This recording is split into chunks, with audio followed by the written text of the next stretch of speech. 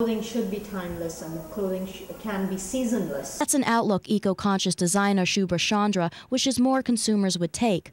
Over the last 2 years, she has been designing clothing from recycled and organic fabrics. But there's a unique challenge that eco-conscious designers face in this economy. It's very hard to find people who are manufacturing organic cotton and making garments in America.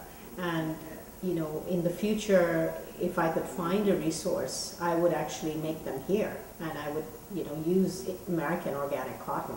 It's just very hard to find today, and it's certainly changed things for someone like me who has a small business. Veteran textile designer Dawn Oliveira of Providence, Rhode Island, faced the same challenge, but she believes this will push the green movement forward. I source hemp. It was hard to find it, but the more research you do and the more companies that get on board, the more mills that get on board, the easier it is to find. She feels it's worth the extra time and effort to source fabrics from natural resources like the hemp plant that's grown locally in order to be more responsible. I just knew in my heart and soul I just didn't want to make a textile the way it always was made. It was just something that was in my head. I didn't want it to end up in a landfill. I'd seen all those big dumpsters in New York where fabrics end up. So I just didn't want to contribute to that. Aside from finding eco-friendly fabric, Nomad clothing store owner Deb Colburn, whose products are made from environmentally sustainable materials, says there's another obstacle designers are facing, a question a lot of consumers ask: cost. Why is this twice as much as that nice hoodie that's made in India?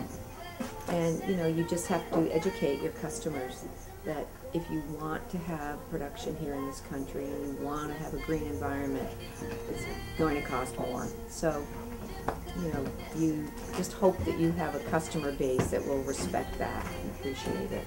But it's hard for designers to have a large consumer base. Colburn says people often fail to take that needed deeper look. People just look at an item and they don't think about who made it, how much did they get paid, what is it made out of, what chemicals were used. So I think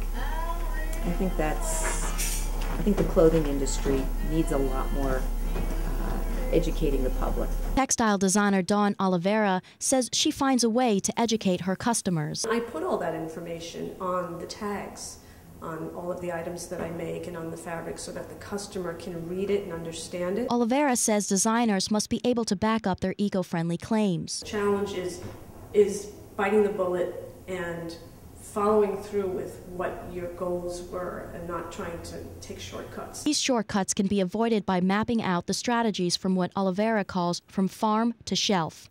She maintains so-called greenwashing, the inaccurate promotion of products as eco-friendly, should be curtailed. She says it's important for all designers to be specific about where they get their fabrics and back up their claims in order to be considered green. Reporting for Survive and Thrive Boston, I'm Tara Rady.